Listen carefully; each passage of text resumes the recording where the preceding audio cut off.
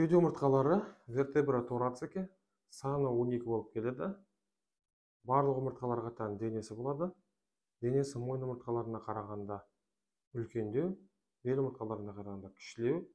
Кеуде омыртқалары бел омыртқаларына жақындаған сайын денесінің көлемі арта түседі.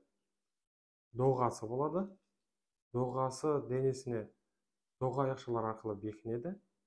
Доғасы мен денесінің арасында омыртқа тесігі болады. Омыртқа тесігі мойын омыртқаларына қараған кезде кішілеу болып келеді. Доғасынан шығатын өсінділері болады.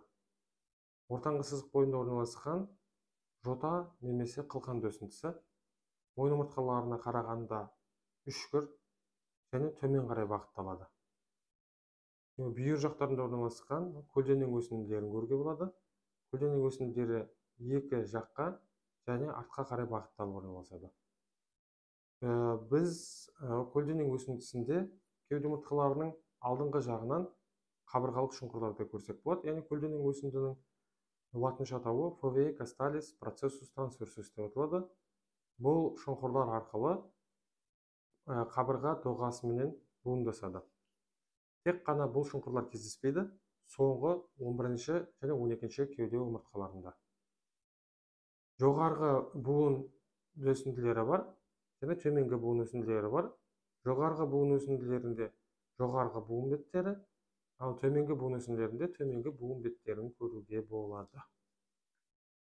Енді келесі ерекшелігі кеуде омыртқаларының денесінің доғасына өтер жерінде төменгі және жоғары жақтарында жартылай келген қабырғалық шұңқырларды көруге болады. Латынша атауы foveae costalis деп атаймыз. Олар жартылай қабырғалық шұңқырлар келесі орналасқан кеуде омыртқасының жартылай қабырғалық шұңқырымен бірігіп толық қабырғалық шұңқыр түседі. Соның нәтижесінде қабырға басы келіп осы шұңқырға жайғасады. Ерекшелігі бірінші кеуде омыртқасының ол жерде жоғарғы жағында бірінші қабырғаның басына арналған толық қабырғалық шұңқыр болады, ал төменгі жағында жартылай қабырғалық шұңқыр болады, екінші қабырғаға арналған. Яғни бірінші кеуде омыртқасы менен екінші кеуде омыртқасының жоғарғы және төменгі қабырғалық шұңқырлары жартылай қосылып, екінші қабырғаның басына толық қабырғалық шұңқыр түседі. Сосын 11 және 12 кеуде омыртқаларында сәйкесінше 11 және 12 қабырғаның бастарына арналған толық қабырғалық шұңқырлар кездеседі.